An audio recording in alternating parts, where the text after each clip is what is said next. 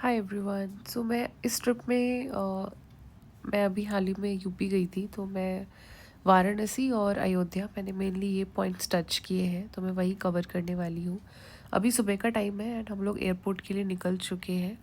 हमने अपनी flight Lee and फिर रात में ऐसा कुछ व्यू दिखता है, ये देखने में बहुत ही ब्यूटीफुल लगता है।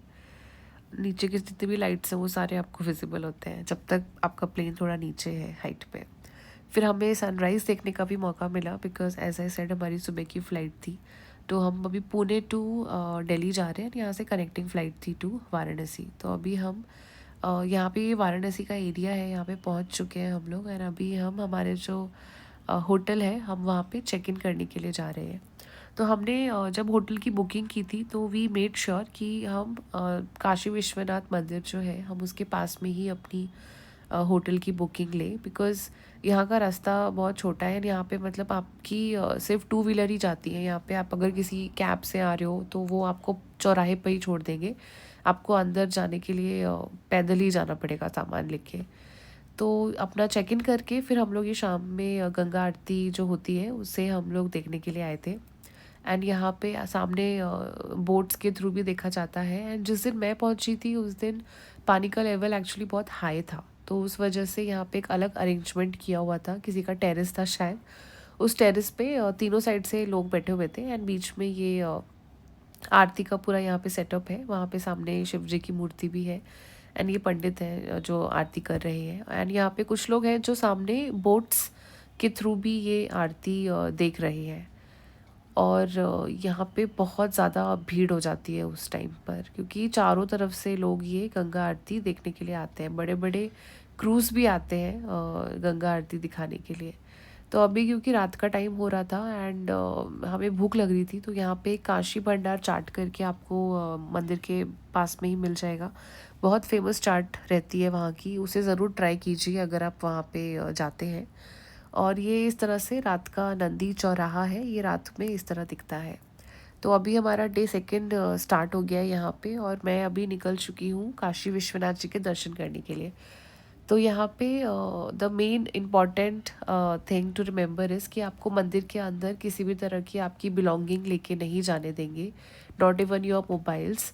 तो वहाँ पे आपको बाहर ऐसे लॉकर सिस्टम मिल जाएगा, आप वहाँ पे अपना सामान जो है वो रख सकते हो। It's a paid service. So Varanasi में एक्सप्लोर करने के बाद में हमारा नेक्स्ट पॉइंट था अभी अयोध्या जाने का। तो हम वाराणसी से हमने कैब के थ्रू हम अयोध्या गए थे। आप ट्रेन के थ्रू भी जा सकते हो, लेकिन अनफॉर्चुनेटली हमारे जो ट्रेन का रूट था वो उस दिन डाइवर्ट हो चुका था एंड हमें जहाँ पे उतरना चाहिए था वो ट्रेन वहाँ से जाने वाली थी ही नहीं। तो इसलिए हमें तभी ये एक प्लान में चेंज करना पड़ा एंड हम लोग कैब के थ्रू फिर अयोध्या गए थे वाराणसी से।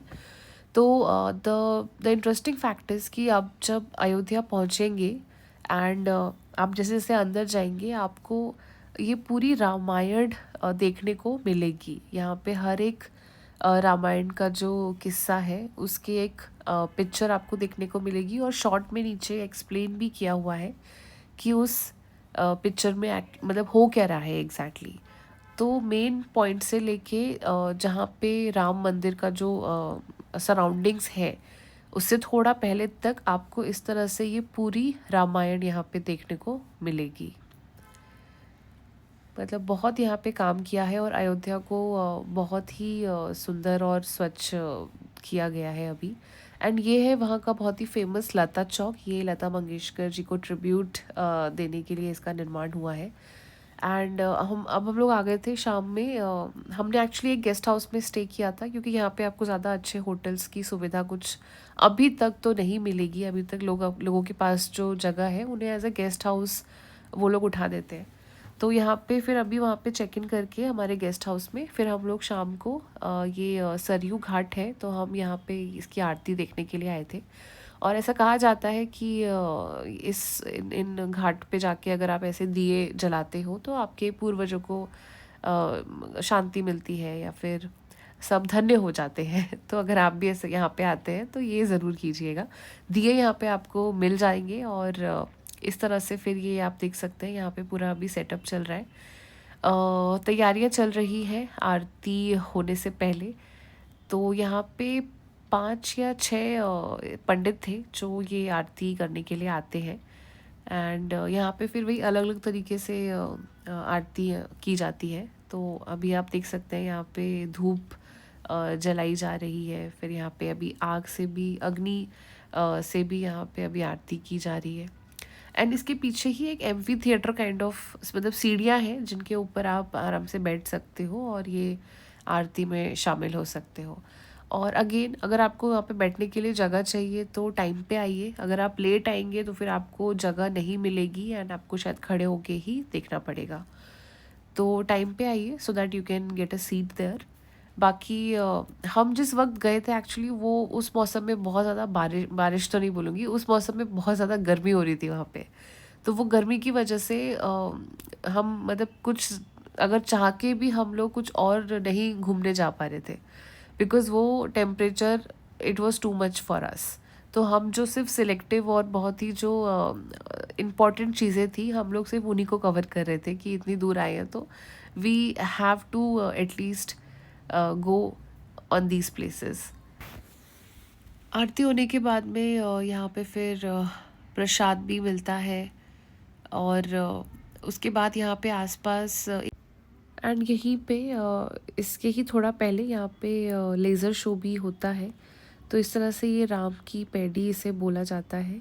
यहाँ पे बीच में आप देखेंगे तो पानी भरा गया है इस जगह पे, एंड यहाँ पे भी लोग दिए जलाते हैं। तो ये लेज़र शो में पूरी एक तरह से रामायण जो है वो दिखाई जाती है। और भी इनके कुछ अगर अलग चीज़ें होती हैं तो वो करते होंगे, लेकिन जिस दिन हम पहुँचे थे उस दिन इतना कुछ खास ये लेज़र शो में था नहीं। और वो देख के फिर अभी हम लोग, रात का टाइम हो गया था तो we were heading towards our guest house now. And हमने अगले दिन राम मंदिर जाने का प्लान बनाया था ताकि हम सुबह सुबह जल्दी दर्शन करके आ जाएंगे। तो फिर से वही, जब आप राम मंदिर जाएंगे तो वहाँ पे आपको अपने साथ बैग या फिर आपका मोबाइल कुछ भी साथ में लेके नहीं जाने देंगे। वहाँ पे भी लॉकर का सिस्टम है एंड वहाँ पे आप अपनी चीज़ें लॉकर में रख सकते हैं। फिर हमने राम मंदिर के दर्शन करने के बाद में यहाँ पे आसपास ये दशरथ महल, हनुमान मंदिर और भी इस तरह के काफ़ी मंदिर हैं। तो हमने वो सब के दर्शन किए। एंड फिर हम लोग वापस अपने गेस्ट हाउस में आ गए थे एंड हमारी फ़्लाइट थी फिर।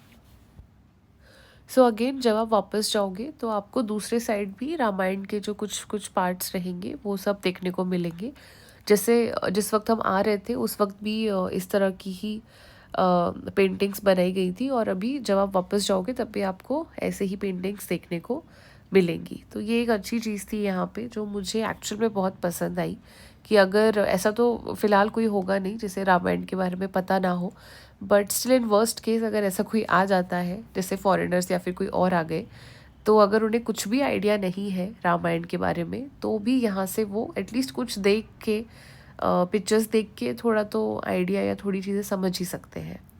तो ये पूरी रामायण यहाँ पे दी हुई है जिसे मैंने कैप्चर करने की कोशिश की है मेरे मोबाइल में। एंड देन हमें हमारा मतलब लंच टाइम हो गया था पहुँचते पहुँचते हमें। तो फिर भूख लगने लग गई थी एंड देन हम लोग एक जगह पे खाने के लिए उतरे थे। तो वहाँ पे खाना खा के फिर हम लोग हमारे वाराणसी एयरपोर्ट पे पहुँचे। हम लोग अयोध्या से बैक टू वाराणसी गए थे because we had some work there. तो हमें वाराणसी से ही जो हमारी फ़्लाइट्स थी वो हमारे प्लान के साथ में मैच कर रही थी। फिर यहाँ पे भी बैठे बैठे हमें भूख लगने लग गई थी, तो हमने काफ़ी कुछ यहाँ पे ट्राई किया एयरपोर्ट पे, समथिंग न्यू। तो आप भी इसी तरह के कुछ गोल्डन स्वीट पोटैटोज़ या फिर ये सब ट्राई कर सकते हैं। मुझे खाने में ये काफ़ी अच्छा लगा, ये क्रिस्पी भी था स्वाद में। एंड इसके साथ साथ मैंने एक कॉफ़ी भी ली थी, एक कॉफ़ी ली थी, फिर उसके बाद कुछ और भी खाने का मन किया था। एंड इस एयरपोर्ट पे एक ख़ास बात ये थी कि यहाँ पे आप जैसे ही एंट्री लेंगे, आपको यहाँ का जो वाराणसी में जो वो आरती की जाती है, गंगा आरती, उसका जो सेटअप है वो आपको सामने देखने को मिलेगा। वहाँ पे 7 पंडित जो है वो खड़े होते हैं और ये आरती करते हैं। तो वो एक चीज़ यहाँ पे एज इज़ बनाई गई है। फिर हमारी फ़्लाइट की ऑनबोर्डिंग स्टार्ट हो चुकी थी। तो फिर अभी मैं लाइन में हूँ और ये मैं मेरे प्लेन में बैठ चुकी हूँ। एंड यहाँ पे बीच में काफ़ी ज़्यादा टर्बुलेंस भी फील हुआ था, क्योंकि अगर आप मतलब फ़्लाइट्स में ये सब चीज़ें होती रहती हैं और अगर आप फर्स्ट टाइम जा रहे हैं देन बी रिलैक्स्ड, बिकॉज़ आपको थोड़ी घबराहट हो सकती है, लेकिन rest assured that you will be fine only. And अभी आप देख रहे हैं यहाँ पे रात हो चुकी है और अभी हम लोग को पहुँचते पहुँचते सुबह हो जाएगी वहाँ पे। अब तो अभी हम लोग बैक टू पुणे आ रहे हैं, like now we are going from Varanasi to Pune.